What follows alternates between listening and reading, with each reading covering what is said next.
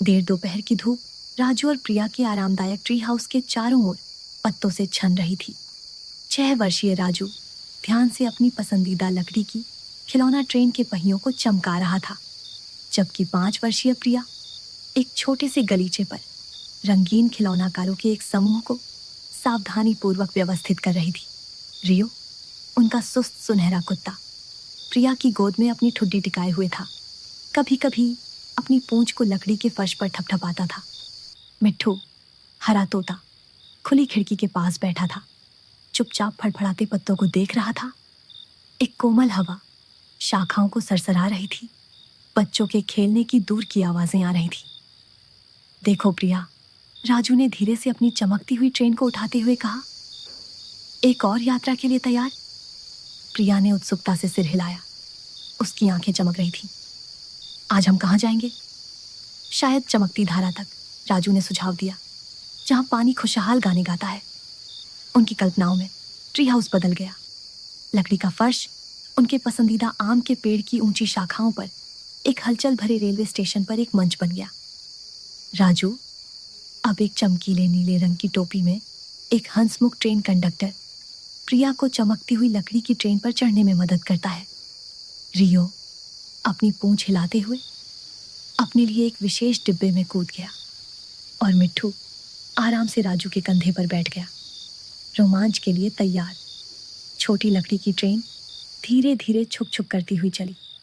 उसके पहिए पत्तियों और शाखाओं के बीच से गुजरने वाली काल्पनिक पटरियों पर धीरे धीरे क्लिक करते हुए उनकी यात्रा उन्हें धूप से भरे खुले मैदानों और छायादार कुंजों से गुजरती हुई ले गई। उन्होंने काल्पनिक गिलहरियों और चहचहाते पक्षियों को हाथ हिलाया। यह कोमल और शांतिपूर्ण यात्रा थी, जो दोस्ती की शांत खुशी से भरी थी। अचानक उन्होंने कुछ अप्रत्याशित देखा।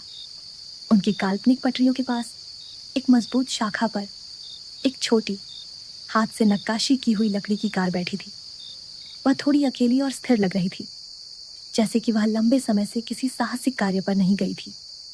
यह रस्टी, शांत कार थी।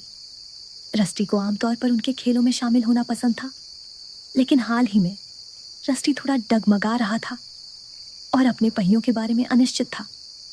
राजू और प्रिया को सहानुभूति महसूस हुई।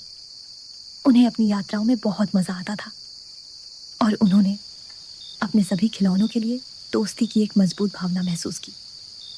रस्टी उदास दिख रहा है, प्रिया ने चिंता से भरी आवाज में फुसफुसाया। उन्होंने अपनी ट्रेन रोकने का फैसला किया। कोमल देखभाल के साथ राजू ने सावधानी से रस्टी को उठाया। उसके लकड़ी के पहिए थोड़े ढीले लग रहे थे। रियो ने अपनी नाक से रस्टी को धीरे से धक्का दिया और मिट्ठू छोटी कार की छत पर कूद गया, एक आरामदायक आवाज निकालते हुए। शायद रस्टी को थोड़ी मदद की जरूरत है, राजू ने सोच में डूबे हुए कहा। प्रिया ने सिर हिलाया। हम इसे ठीक कर सकते हैं। साथ मिलकर उन्होंने ध्यान से रस्टी की जांच की। राजू ने सावधानी से एक पहिए पर एक छोटा लकड़ी का पेंच कस दिया। प्रिया ने ध्यान केंद्रित करते हुए छोटी कार से धीरे से धूल साफ की। हमारा इंतजार करने के लिए धन्यवाद रस्टी, राजू ने धीरे से कहा। प्रिया ने जोड़ा, हमें बहुत खुशी है कि तुम हमारे दोस्त हो। जैसे ही उन्होंने कोमल देखभाल के साथ रस्टी पर काम किया और दोस्ती के शब्द फुसफुसाए, एक अद्भुत बात हुई। रस्टी के पहिए स्थिर होते हुए लगे। छोटी कार थोड़ी कम डगमगा रही थी। राजू ने रस्टी को सावधानी से अपनी ट्रेन के पास काल्पनिक पटरियों पर रखा। हमारे साथ एक रोमांच के लिए तैयार हो रस्टी? उसने पूछा। रस्टी जैसे कि समझ रहा हो, धीरे से आगे लुढ़का। उनकी ट्रेन यात्रा में शामिल हो गया। वह तेज नहीं था, लेकिन वह स्थिर रूप से उनके साथ चल रहा था। रियो ने एक नरम खुशहाल स्वागत भौंका और मिट्ठू ने एक खुशहाल चहचहाहट की। उनकी दोस्ती ने रस्टी को फिर से अपना रास्ता खोजने में मदद की थी। उनकी यात्रा चमकती धारा तक जारी रही। अब रस्टी खुशी से उनके साथ शामिल हो रहा था। ट्रेन छुक छुक करती हुई चली। छोटी लकड़ी की कार उसके बगल में आसानी से लुढ़कती रही और ट्री हाउस अपने छोटे दोस्त के रोमांच में वापस आने से और भी आरामदायक लग रहा था। इस कोमल खोज ने उन्हें दोस्ती की ताकत और दयालुता दिखाई। उन्होंने अपनी बाकी काल्पनिक यात्रा कहानियां और शांत हंसी साझा करते हुए बिताई।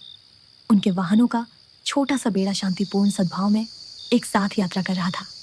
चमकती धारा। जब वे पहुंचे, उनकी दोस्ती के उत्सव में और भी तेज चमकती हुई लगी।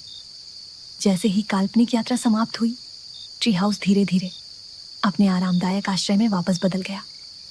कोमल धूप अभी भी पत्तियों से छन रही थी।